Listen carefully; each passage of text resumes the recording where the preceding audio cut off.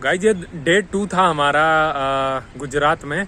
और आज हम लोगों ने द्वारका को एक्सप्लोर किया और हमने देखा, आपने देखा होगा वीडियोस में, द्वारकाधीश टेम्पल और बेट द्वारकाधीश टेम्पल जो मेन टेम्पल्स हैं यहाँ के, उसको कवर किया। और एक दो बीचेस पे हम लोग गए और मेरा काफ़ी मन था यार कि शिवराजपुर बीच पे जाना, जो कि सैंडी बीच है काफ़ी। मतलब यहाँ तो ज़्यादा सैंड था ही नहीं ऑलमोस्ट, लेकिन शिवराजपुर में सैंड है।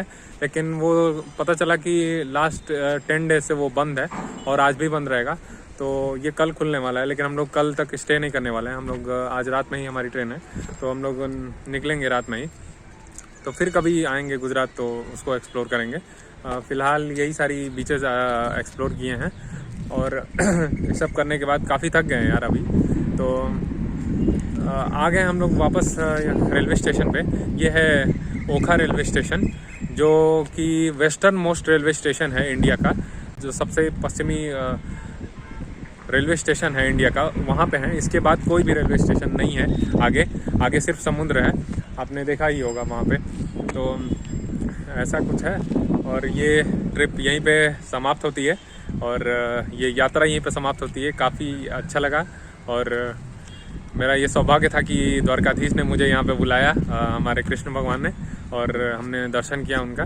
अच्छे से दर्शन हुआ। हालांकि सुबह में थोड़ा सा वीआईपी मूवमेंट की वजह से वो बंद था, लेकिन फाइनली हम लोग दर्शन कर लिया दोनों जगह पे। ये आइलैंड पे था, छोटा सा एक आइलैंड है, वहाँ पे है वो क्या कहते हैं, बेट द्वारका जो है, वो एक छोटे से आइलैंड पे है। वहाँ पे मैंने बोट राइडिंग की, वो भी आपने देखा होगा। काफ़ी अच्छा लगा वहाँ पे भी एक्सपीरियंस। मतलब ओवरऑल अगर मैं कहूँ तो अच्छा था। एक दिन का ट्रिप था हमारा ये द्वारका का, अचानक से बनाया, तो जो भी हुआ अच्छा हुआ। अच्छा लगा, काफ़ी खुश हूँ। काफ़ी मतलब तसल्ली है कि आया यहाँ पे और सारी चीज़ें जो सोचा था उसमें मोस्टली चीज़ें हो गई हैं। एक दो रह गई हैं, तो वो फिर कभी कर लेंगे एक्सप्लोर, कोई दिक्कत नहीं है। गाइज अभी मैं खड़ा हूँ ओखा रेलवे स्टेशन के प्लेटफॉर्म नंबर 1 पे। और ओखा रेलवे स्टेशन के बारे में अगर आपको नहीं पता है तो मैं बता दूं कि ये वेस्टर्न मोस्ट स्टेशन है, रेलवे स्टेशन है इंडिया का, और वेस्टर्न रेलवे में आता है। और समुद्र तल से ऊंचाई आप देख सकते हैं 0.28 मीटर। मतलब समुद्र तल के एकदम, मतलब समुद्र तल ही है, समझ लीजिए समुद्री है, वहाँ पे दिख ही रहा होगा आपको।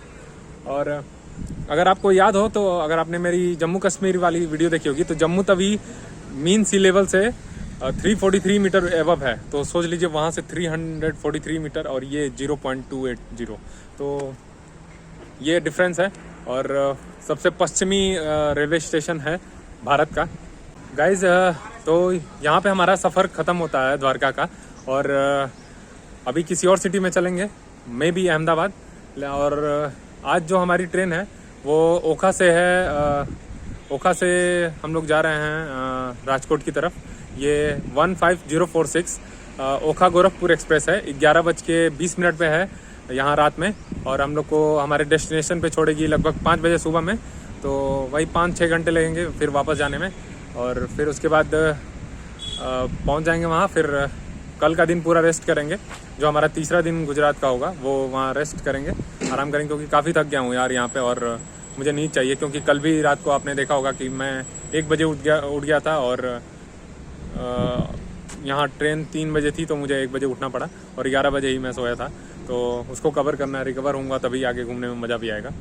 तो फिर रेस्ट करूँगा, फिर उसके बाद अगले दिन हो सकता है अहमदाबाद जाऊँ ट्यूसडे को, जो चौथा दिन होगा मेरा गुजरात में। तो देखते हैं कैसा रहता है, और जैसा प्लान किया वैसा होता है कि नहीं, देखते हैं। अब समय हो गया है द्वारका से विदा लेने का, और हमारे श्री कृष्ण भगवान की नगरी से अब विदा लेने का समय हो गया है। और वापस हम लोग आ गए हैं रेलवे स्टेशन पे, और 6:30 हो रहे हैं, लगभग 6:45 हो रहे हैं। अब फिर कभी आएंगे द्वारका, ज़रूर आएंगे एक बार।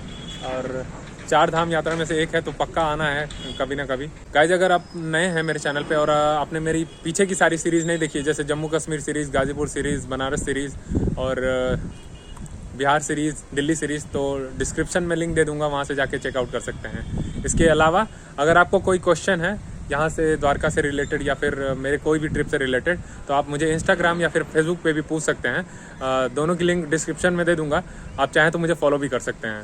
एक रिकमेंडेशन है कि अगर आप कहीं भी जा रहे हैं, किसी भी ट्रिप पे जा रहे हैं, तो प्लीज़ उससे पहले रिसर्च कर लीजिए थोड़ा सा उस जगह के बारे में, नहीं तो आप जाके वहाँ पे परेशान होंगे। और हो सके तो कोई अगर आपका वहाँ रिलेटिव है या फिर कोई फ्रेंड सर्किल है आपका, तो वहाँ पे एक बार पता कर लीजिए कि कैसे कैसे क्या क्या है चीज़ें, तो आपके लिए ज़्यादा बेटर रहेंगी। मैं तो कहूँगा कि आप प्लान कर लीजिए थोड़ा, तो ज़्यादा बेटर रहेगी, क्योंकि फिर यहाँ पे आके आप भटकेंगे कौन सी चीज़ें कहाँ हैं, तो वो ठीक नहीं होता है फिर। तो बेटर है कि आप पहले से ही प्लान करके आएँ यहाँ पे। और एक बात है भाई कि अगर आप वर्किंग हैं या फिर आप स्टूडेंट हैं या फिर कोई भी हैं आप, अगर आपके पास टाइम नहीं है तो प्लीज़ एक दिन के लिए मत आइए द्वारका में। द्वारका ऐसा जगह है, ओखा, ये सारी जो जगह हैं ये ऐसी हैं कि एक दिन में कवर नहीं की जा सकती हैं बिल्कुल भी। अगर आपके पास 3-4 दिन का अच्छा खासा टाइम है तो आप आइए, बिल्कुल प्लान करके आइए, 3-4 दिन रहिए यहाँ पे आराम से, बिल्कुल स्टे करिए इधर कहीं होटल वोटल लेके। और अगर बहुत ज़्यादा व्यूज़ बढ़िया देखना है तो सी फेसिंग होटल ले लीजिए, बहुत सारे यहाँ पे सी फेसिंग होटल भी हैं, बजट होटल भी हैं, कोई दिक्कत नहीं है। रेलवे स्टेशन के पास बहुत सारे होटल्स मिल जाएंगे बजट के, कोई दिक्कत वाली बात नहीं है। मुझे अभी अहमदाबाद भी जाना है तो इस वजह से मैं यहाँ स्टे नहीं कर रहा हूँ, और प्री प्लान इतना नहीं था, मैं पहले ही बताया था कि सेमी प्लान था, तो मेरा रुकने का कोई प्लान नहीं है यहाँ पे। अगर आपको रुकना है मैं कहूँगा आप आइए, रुकिए, आराम से घूमिए। बीच का जो मज़ा है वो आपको रुक के ही मज़ा आएगा। जो शाम का सनसेट पॉइंट था वो हम लोग मिस किए हैं, क्योंकि हम लोग दोपहर में ही वहाँ पे पहुँच गए थे। सनसेट अभी हो रहा है, देखिए पीछे सनसेट हो रहा है, और इस टाइम जो सनसेट व्यू पॉइंट पे जो व्यू होगा वो ख़तरनाक होगा, मस्त वाला। तो एक वो चीज़ है। और अगर आप कैंपिंग नहीं करेंगे तो मज़ा नहीं आएगा। मुझे कैंपिंग करने का बहुत सारा मन है, मैं फिर आऊँगा, फिर कैंपिंग करूँगा। यहाँ नहीं तो किसी भी बीच वाले इलाके में पक्का कैंपिंग करूँगा। फैमिली और फ्रेंड्स के साथ कैंपिंग करने में ज़्यादा मज़ा आएगा, अकेले में नहीं उतना मज़ा आता है। अगर आप अकेले आ रहे हैं तो कैंपिंग करना ठीक नहीं होगा मेरे हिसाब से। और कैंपिंग के अलावा जो बीच पे जो कुछ टाइम बिताना आराम से, वो लेट के वो सन बाथ लेना, तो वो सब अगर फ्रेंड्स हैं तो काफ़ी मज़ा आएगा।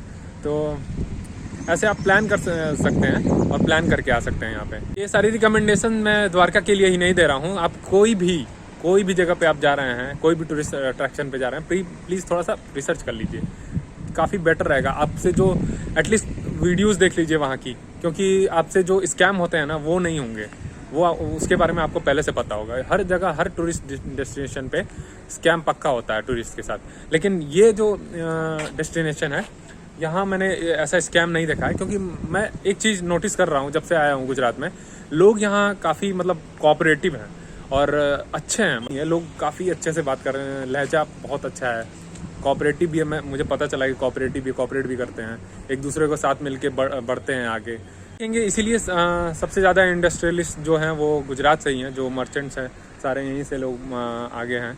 और एक और रीज़न है यहाँ के लोग बिज़नेस में क्यों हैं सबसे ज़्यादा। एक तो सबसे पहली बात कि अगर आपके पेरेंट्स अगर बिज़नेस में हैं तो आपको भी बिज़नेस में ही जाना होता है। कोई यहाँ फिक्स होता है कि भाई बिज़नेस में ही जाना है, कोई दिक्कत नहीं है, पढ़ाई ख़त्म की बिज़नेस में आ गए। और दूसरा रीज़न ये है कि यहाँ पोर्ट हैं, यहाँ बहुत सारे पोर्ट हैं। कांडला पोर्ट यहीं पे है, मुंद्रा पोर्ट यहीं पे है। सारा जो वेस्ट इंडिया से जितने भी जो एक्सपोर्ट होते हैं यहाँ से और मुंबई से मेनली होते हैं, तो यहाँ अगर आप कुछ भी बनाएंगे, कुछ भी आप प्रोडक्शन कर रहे हैं तो तुरंत एक्सपोर्ट हो जाएगा किसी भी कंट्री में। अगर आपका थोड़ा सा लिंक है तो एक्सपोर्ट हो जाएगा अच्छे से। तो सारे लोग बिजनेस में, मेनली बिजनेस में हैं और वर्किंग क्लास है ज़्यादा। यहाँ सरकारी नौकरी के चक्कर में लोग नहीं हैं, जैसा कि हमारा यूपी बिहार में अभी यूपी पुलिस का जो पेपर लीक हुआ, अभी कैंसिल हुआ, तो वो मामला इधर कोई टेंशन नहीं है भाई सरकारी नौकरी का। आराम से मस्ती से एकदम रहो, बिजनेस करो, खुश रहो। और यार मैं इस मामले में अपने आप को लकी मानता हूँ कि इंडिया के मेनली अगर कुछ को छोड़ दें तो मेनली जो पिलग्रिमेज सेंटर है, जो तीर्थ यात्रा की जगह हैं, उसको मैंने कवर कर लिया है। जैसे कि नीलकंठ महादेव, हरिद्वार, ऋषिकेश। हालांकि उस टाइम मैं वीडियो नहीं बनाता था यूट्यूब के लिए, अब बनाता हूँ। 2022 में मैं मिस कर दिया था, नहीं बनाया था वीडियो। मैं गया था मथुरा वृंदावन, जिसके बारे में मैंने बता रहा था उस वीडियो में। और ये द्वारका आ गया, 4 धाम में से एक धाम। और जम्मू कश्मीर 2 बार गया हूँ।